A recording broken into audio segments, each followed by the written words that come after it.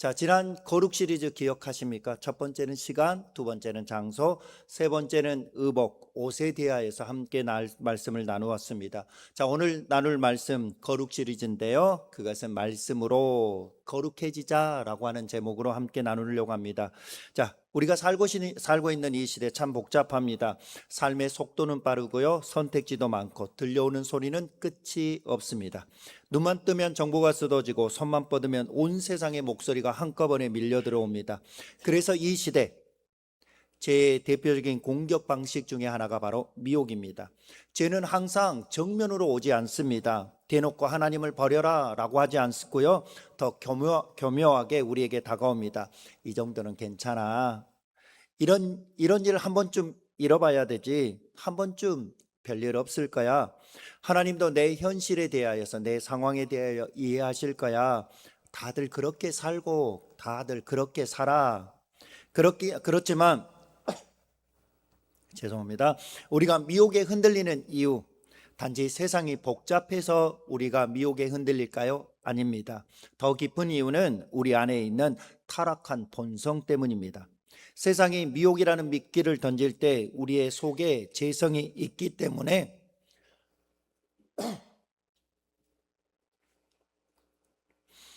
우리 안에 죄성이 있기 때문에 거기에 반응하는 것입니다. 그래서 문제는 바깥에만 있지 않습니다. 문제는 우리의 마음 가운데 있는 것입니다. 그러나 오늘 하나님께서 우리에게 정죄하시려고, 또 흔들리고 있느냐, 왜 그렇게 믿음이 없느냐라고 책망하시려고 이 말씀을 주신 것이 아닙니다. 오늘 함께 읽었던 시편 19편을 통하여서 우리에게 말씀하시는 것이 있습니다. 내가 너를 살리는 길이 무엇인지 보아라. 내가 너를 지키는 길이 무엇인지 보아라. 미혹의 시대에도 내가 무너지지 않도록 내가 내게 무엇을 주었는지 보아라 라고 말씀해 주시는 것이 시편 19편입니다. 그러므로 시편 19편을 통해서 우리가 함께 나누려고 하는 말씀의 중심은 이것입니다.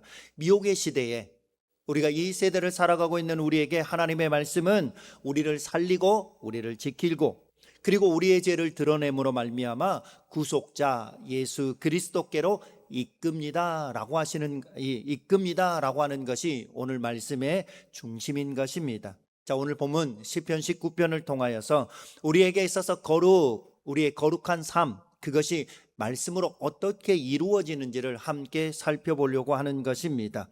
그렇다면 미혹, 우리가 세상 한복판에서 미혹을 받고 세상의 유혹을 받고 있는 이 시대 속에 살아갈 때 하나님의 말씀은 우리의 기준입니다 라고 말씀하고 있습니다. 자, 미혹이 가장 강하게 역사하는 자리, 예수님께서 무엇을 하셨는지를 보면 우리가 살아가야 될 길이 분명하게 보여집니다. 예수님께서 광야에서 시험을 받을 때 마귀가 말합니다. 내가 하나님의 아들이거든 명하여 이 돌들도 떡덩이가 되게 하라. 이 시험은 단지 배고픔의 문제가 아니었습니다. 하나님의 뜻보다 당장 필요한, 우선 내게 뭐가 먼저 필요한지를, 그 필요에 대한 시험이었습니다. 우리에게 있어서 하나님의 말씀보다는 만족이라고 하는 것을, 그 만족이 더 우선이다라고 하는 것을 속이는 시험이었습니다. 예수님께서 이렇게 말씀하셨습니다. 기록되어졌으되 사람이 떡으로만 살 것이 아니요 하나님의 입으로부터 나온 모든 말씀으로 살 것이라. 성도 여러분, 예수님이 미혹 앞에서 감정으로 반응하지 않으셨습니다. 의지로 버티지 않으셨습니다. 상황 논리로 타협하지 않으셨습니다. 우리 주님은 기록된 말씀, 곧 하나님의 권위 있는 말씀으로 맞서 싸우셨습니다. 미혹은 뜨거운 감정만으로, 순간의 결심만으로, 세상의 지식만으로는 절대로 이길 수 없습니다.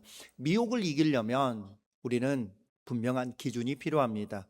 내 흔들리는 기분, 내 흔들리는 감정보다 높은 기준이 있어야 됩니다. 변하는 세상보다 확실한 기준이 있어야 됩니다. 내 판단 위에 서서 내 판단을 판단하는 기준, 그것이 바로 하나님의 말씀입니다.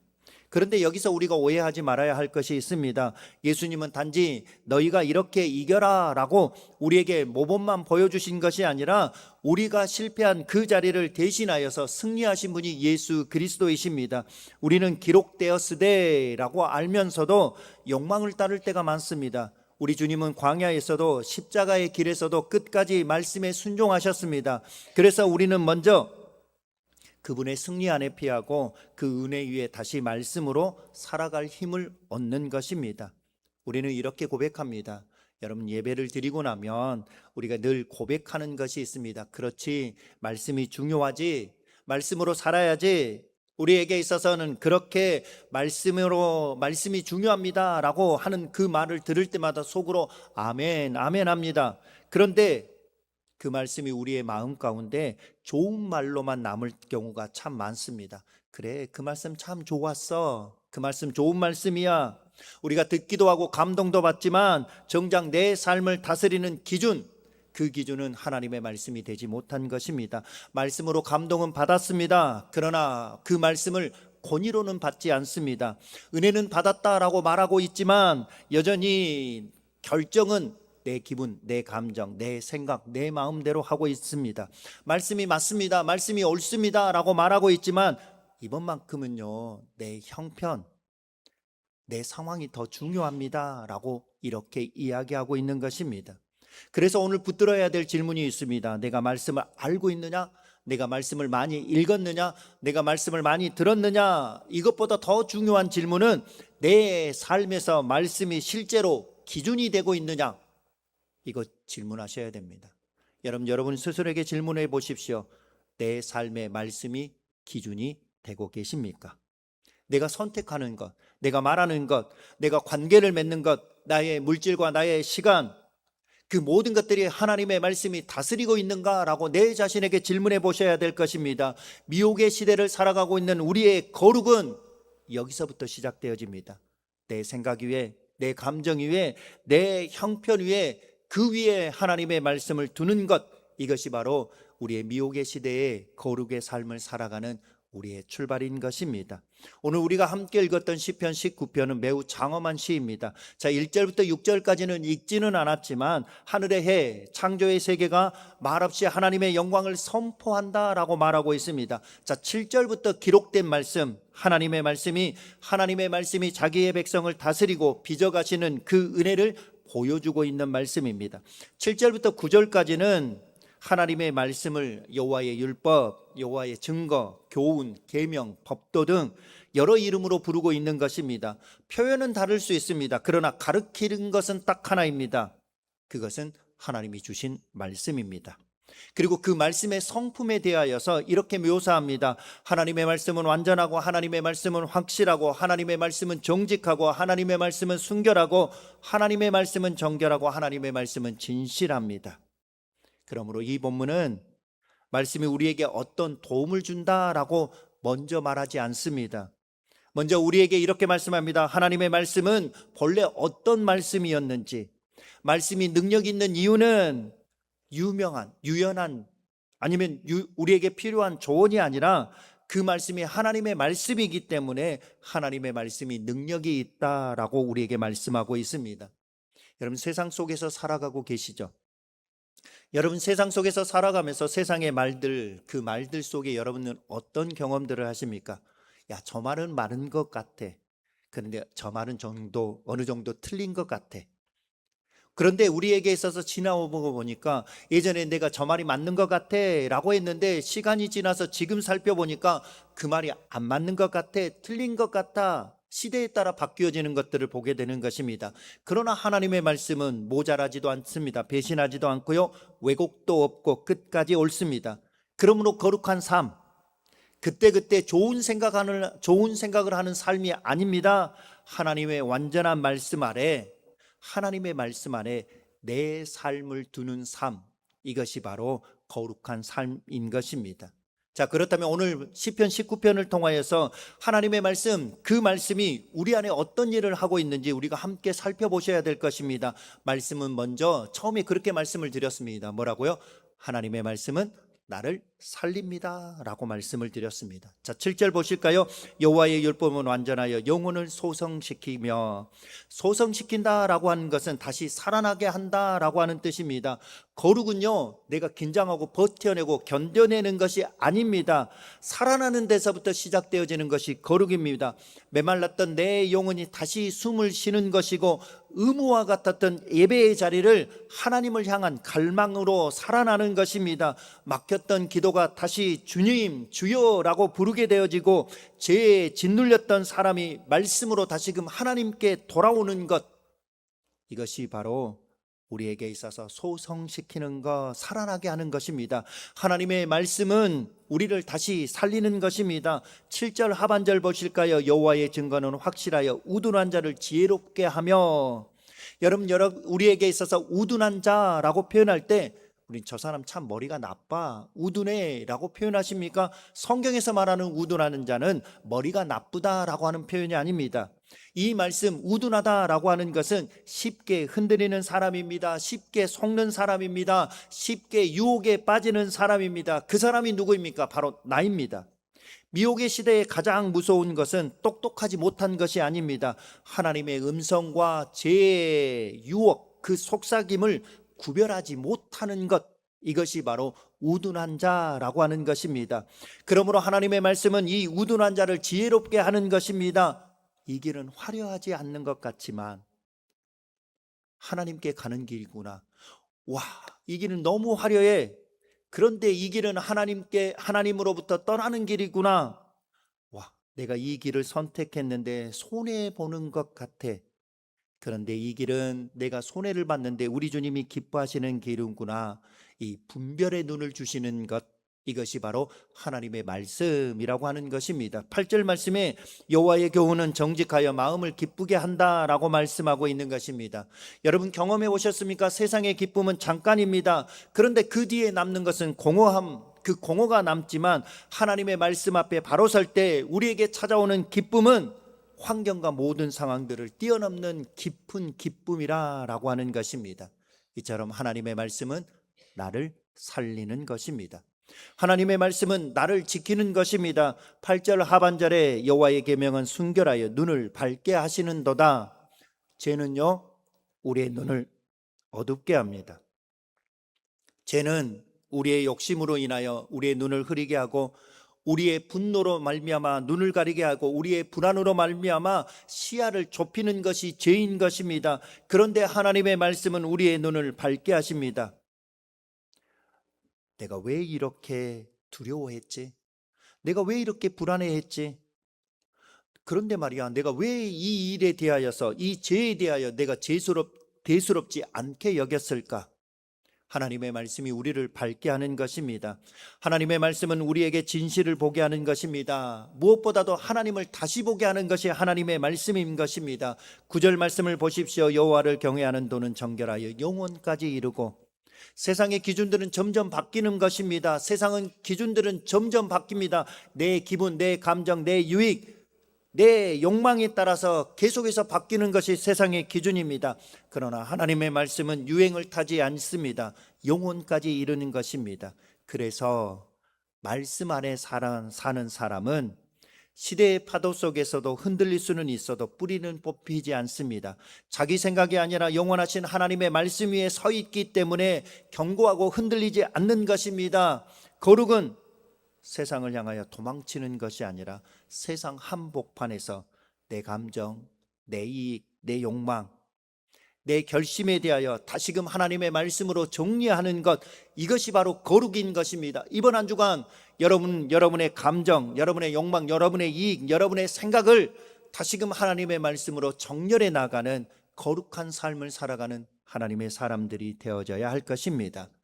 여러분 10절과 11절 말씀, 금 곧 많은 승금보다 더 사모할 것이며 꿀과 송이꿀보다 더 달도다. 또 주의 종이 이것으로 경고를 받고 이것을 지킴으로 상이 크니이다. 금은요, 우리를 얼마나 편하게 할 수 있는지 모릅니다. 그러나 금은 우리의 영혼을 살릴 수 없습니다. 금은 우리의 생활에 유익과 도움을 줄 수 있어도 우리의 죄를 씻을 수가 없는 것입니다. 그러나 하나님의 말씀은 우리를 하나님께 이끌기에, 하나님의 말씀은 우리가 하나님의 말씀, 하나님 앞에 설 수 있게 이끌어줌으로 말미암아 금보다 귀한 것입니다.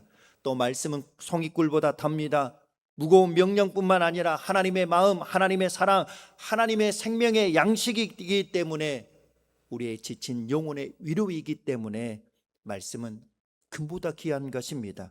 그러나 동시에 주의 종이 이것으로 경고를 받고 라고 말하고 있는 것입니다.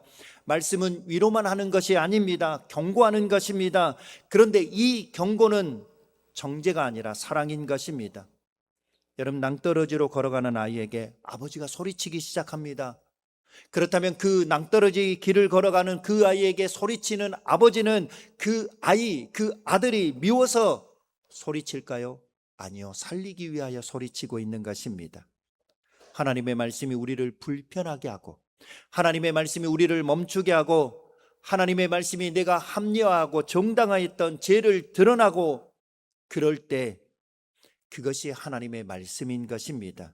그런데 그렇게 우리에게 있어서 불편하게 하고 멈추게 하고 우리의 죄를 드러나게 할 때 그것이 우리를 망하게 하는 것이 아니라, 우리를 빼앗아 넘어지게 하는 것이 아니라 우리를 다스김 지키고 세우시기 위한 하나님의 사랑인 것입니다. 그래서 미혹은요, 괜찮아, 이 정도쯤이야, 우리를 속삭이며 우리를 죽음으로 끌고 가지만, 하나님의 말씀은 멈춰라고 말씀하시며 우리를 생명의 길로 돌이키시는 것입니다. 그러므로 여러분, 말씀이 나를 불편하게 할 때 여러분 절대로 피하지 마십시오. 말씀이 내 죄를 찌를 때 여러분, 그 죄를 찌르는 말씀을 막지 마십시오.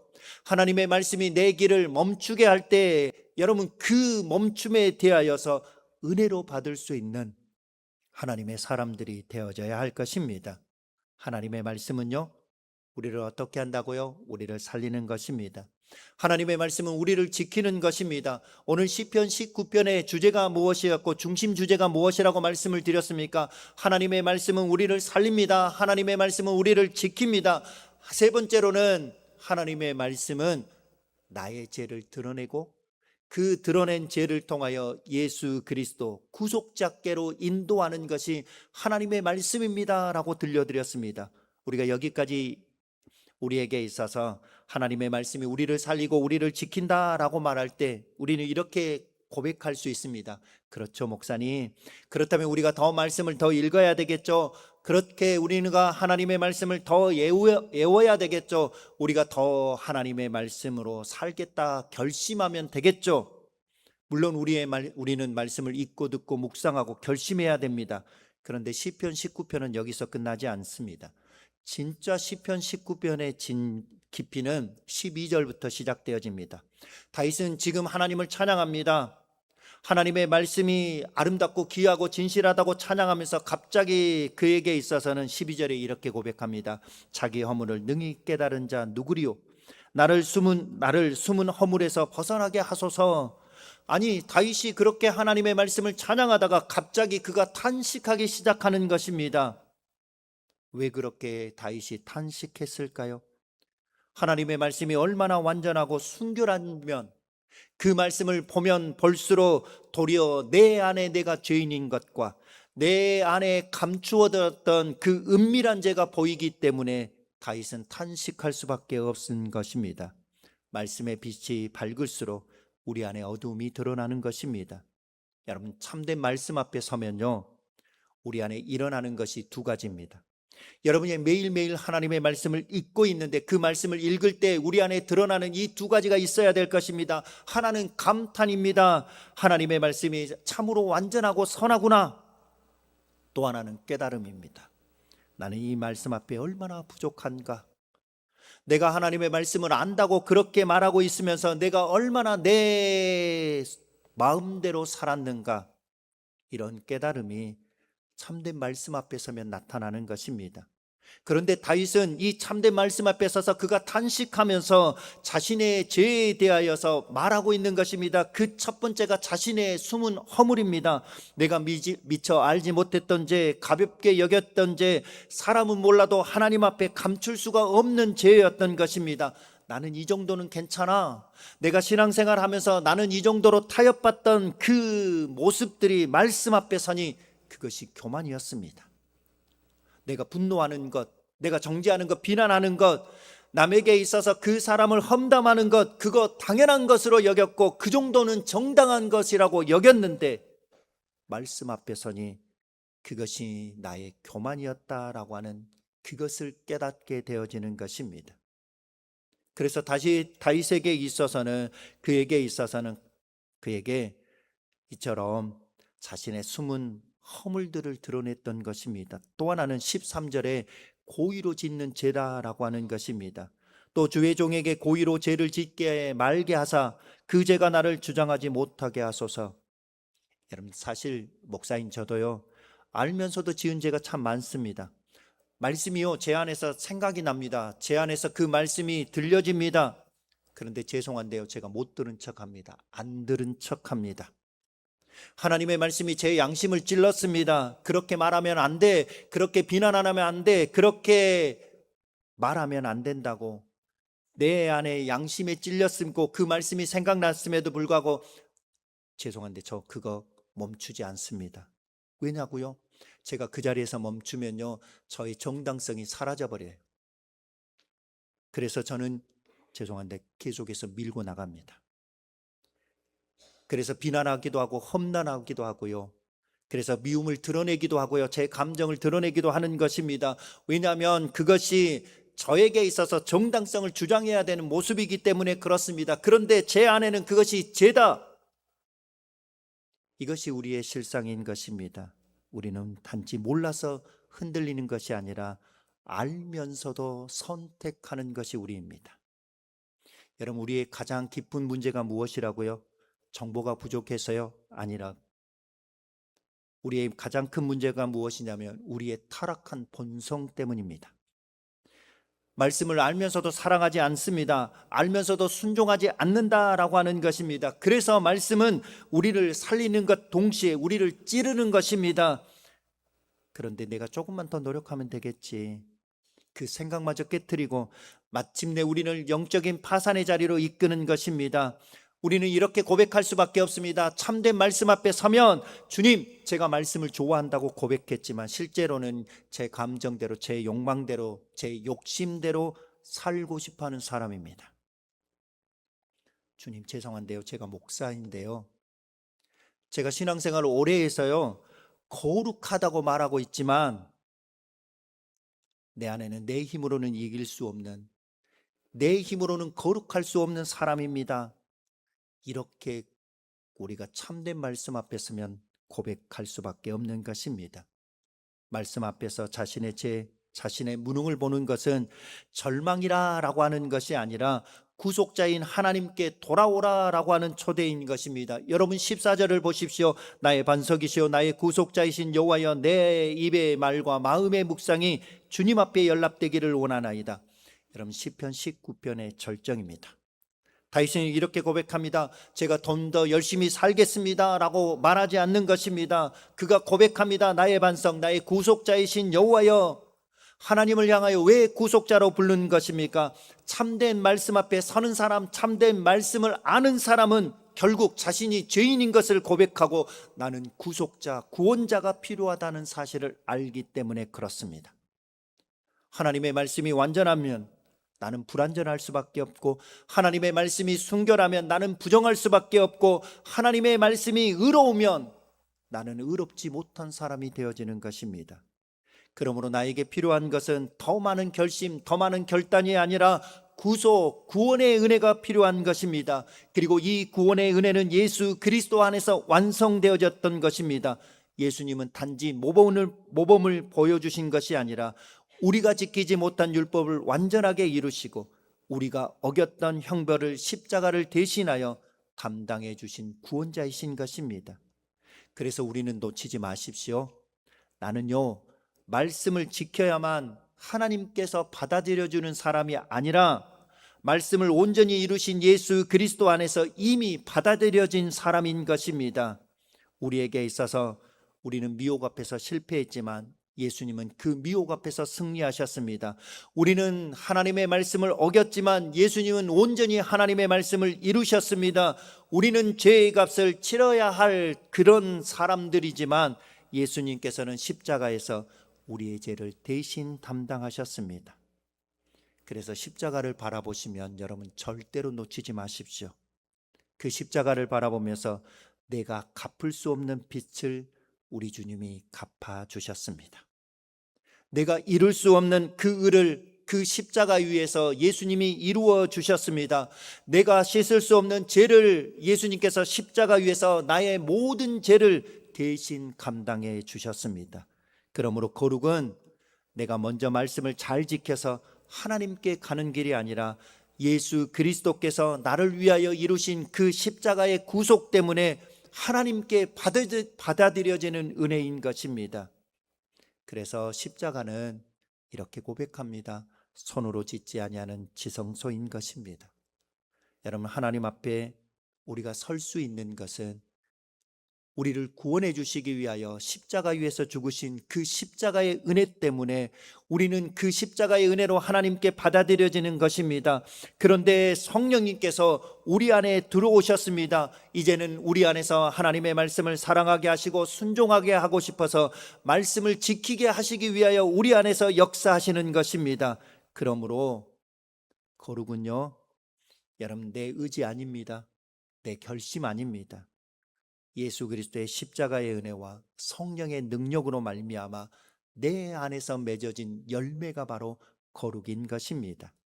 그렇다면 여러분, 이 거룩의 은혜의 삶을 살아가기 위하여 우리가 어떻게 해야 될까요? 여러분, 우리 주님이 하셨던 것처럼 기억해 보시죠. 그 첫 번째, 여러분, 이번 한 주간 우리에게 미혹이 올 때마다 여러분의 감정, 여러분의 형편, 여러분의 조건 내세우지 마시고 즉시 뭘 하셔야 되냐면 기록되었으되라고 돌아가시는 이번 한 주간이 되셔야 할 것입니다. 여러분, 이번 주에 이렇게 표현할게요. 예배를 드리고 여러분의 말씀을 듣고 감동을 듣고 하나님께서 말씀을 읽고 묵상함으로 말미암아 감동을 주셨습니다. 여러분, 감동으로 충분하지 않습니다. 감동은요, 1시간이면 식어버립니다. 그러나 미혹은 언제 찾아오냐고요? 평일에 우리에게 찾아옵니다. 그래서 우리에게 필요한 순간 즉시 말씀으로 돌아가는 것입니다. 여러분, 직장에서 여러분에게 타협의 제안이 올 때, 자녀의 문제로 불안할 때, 배우자에게 날카로운 말을 하고 싶을 때 핸드폰을 열어서 여러분 그 핸드폰의 자극을 따라가고 싶은 유혹이 찾아왔을 때 여러분은 즉시로 말씀으로 돌아가셔야 합니다. 그리고 이렇게 물으셔야 됩니다. 나는 지금 무엇으로 살려고 하는가? 여러분, 불안 때문에 여러분 결정하십니까? 아니면 하나님의 말씀 앞에 쓰시는 것입니까? 여러분, 거룩은 기분 전환이 아닙니다. 거룩은 내 마음에서 내 경험과 내 감정과 내 지식, 내 상황들을 걷어내고 하나님의 말씀으로 돌아서는 것이 거룩인 것입니다. 그리고 그 거룩이 이루어질 때 우리는 다시 살아나고 우리는 다시 지켜지게 될 것입니다. 또 하나는 말씀 앞에 우리의 마음에 말씀을 새기는 작은 훈련들을 반복하셔야 될 것입니다. 여러분, 거창할 필요가 없습니다. 여러분, 매일매일 여러분에게 월요일부터 토요일까지 때로는 4장, 때로는 5장, 때로는 3장 하나님의 말씀을 읽으라고 여러분 카톡도 보내드립니다. 매일매일 찬송가도 완창하십시오라고 유튜브에 주소도 보내드리는 것입니다. 그렇다면 여러분 그 말씀 가운데 한 구절이라도 소리내서 묵상하시고 읽어주십시오. 여러분, 죄는 늘 이번은 예외야. 네 형편이 어렵잖아. 오늘 얼마나 분주하고 얼마나 바쁘고 얼마나 생각할 것이 많은데 하나님의 말씀을 읽어. 우리에게 있어서 내 상황과 형편을 이야기할 때 우리에게 있어서는 우리 안에 계어하시는 성령님께서 하나님의 말씀을 읽게 하시고 그리고 묵상하게 하시고 그 말씀이 생각나게 하심으로 말미암아 내가 너를 살리겠다, 내가 너를 지키겠다라고 우리를 불러주실 것입니다. 그러므로 말미암아 우리 매일매일 하나님의 말씀을 반복해 나아가시는 하나님의 사람들이 되어져야 할 것입니다. 그러면서 한 가지만 더 부탁드리고 싶은 것이 있습니다. 여러분, 계속해서 제가 여러분들에게 말씀을 드리는 것은 우리 공동체입니다. 우리 공동체요, 하나님의 말씀을 붙드셔야 할 것입니다. 여러분, 혼자 있을 때에는 여러분 미혹이 얼마나 더 강한지 모릅니다. 그리고 혼자 있을 때 하나님의 말씀 앞에 설 때 우리는 그 죄된 모습이 더욱더 여러분 선명해질 것입니다. 그런데 우리의 교회 안에서는 내 자신은 각자 우리에게 있어서 미혹이 더 강해지고 그리고 하나님의 말씀 앞에 서면 우리의 죄된 모습이 더 선명해지는데 어떻게 된 게 교회 공동체 안에 들어오면 우리는 하나님의 말씀 앞에 쓰려고 하지 않습니다. 감정을 낳으려고 하고요, 편먹으려고 하고요, 내 편 만들려고 하고요, 깎아내리려고 하고요, 비난하려고 하고요, 그리고 음해하고요. 여러분, 거짓을 만들어냅니다. 그러면서 이렇게 제 자신을 위로합니다. 저 사람이 말이야, 교회 유익이 되어지지 않아. 저 사람이 말이야, 교회에 불편을 줬어. 그러면서 우리 안에는 뭐라고 이야기하냐면, 나 신앙생활 참 잘한다니까. 교회에 유익을 주고 있어. 하나님의 나라를 기쁘시게 해. 내가 하나님의 말씀을 더 잘 알아. 그러면서 우리 안에는 언제부터 이제 판단하기 시작합니다. 정죄하기 시작합니다. 비난하기 시작합니다. 깎아내리기 시작합니다. 잡아 끌어내리기 시작합니다. 그렇다면 우리의 교회 공동체 안에 여러분, 우리 판단하기보다는 하나님의 말씀 앞에 서십시다. 우리의 교회가 정말로 하나님과 세상의 다리가 되어지는 그 교회가 되어지는, 우리가 다시 한번 하나님의 말씀으로 하나님을 온전히 예배하고 하나님의 사람들을 섬기고 하나님의 사람들을 세우고 하나님의 말씀을 전하는 교회의 공동체가 되어지기를 소망한다면, 우리의 교회의 기조는 말씀이 되어져야 할 것입니다. 그리고 그 말씀은 우리를 서로 살려줘야 할 것입니다. 왜 교회 안에 공동체 안에서 죽이는 일이 생기는 것이 아니라 살려내는 일이 일어나야 될 것이고, 교회 공동체 안에 함께 지켜주는 것이고, 그리하여 예수 그리스도로 함께 나아가는 믿음의 공동체가 되어져야 할 것입니다. 이번 한 주간 우리에게 있어서 다시 한번 기록되었으되 하나님의 말씀을 매일매일 묵상하고 우리의 교회의 공동체 안에 서로 말씀으로 붙들어가는 믿음의 역사가 이루어져야 할 것입니다. 오늘 시편 19편은 말합니다. 하나님의 말씀은 완전하고 확실하고 정직하고 순결하고 정결하고 진실합니다. 그래서 하나님은 그 말씀으로 말미암아 우리의 영혼을 소생시키고 우둔한 우리를 지혜롭게 하시고 마음을 기쁘게 하시고 눈을 밝게 하시고 우리를 경고하여 지키십니다. 그리고 동시에 그 말씀은 우리의 죄를 드러내게 하시고 우리의 숨은 허물을 보게 하시고 우리의 힘으로는 거룩할 수 없음을 깨닫게 하십니다. 그리고 마지막으로 우리를 다시금 예수 그리스도 십자가를 바라보게 하는 것이 하나님의 말씀인 것입니다. 오늘 이번 한 주간 다시 한번 시편 19편 14절에 그 말씀이 우리의 숨결 있는 기도가 되어지기를 소망합니다. 우리가 말하기 전에, 여러분, 우리가 중요한 결정을 내리기 전에, 우리가 분노가 올라올 때, 우리에게 있어서 유혹이 속삭일 때, 우리에게 있어서 비난하고 정죄하고 판단하고 싶어 할 때, 우리가 잠들기 전에 이번 한 주간 이 말씀을 고백하며 기도하기를 소망하겠습니다. 나의 반석이시오 나의 구속자이신 여호와여, 내 입의 말과 마음의 묵상에 우리 주님 앞에 연락되기를 원하나이다.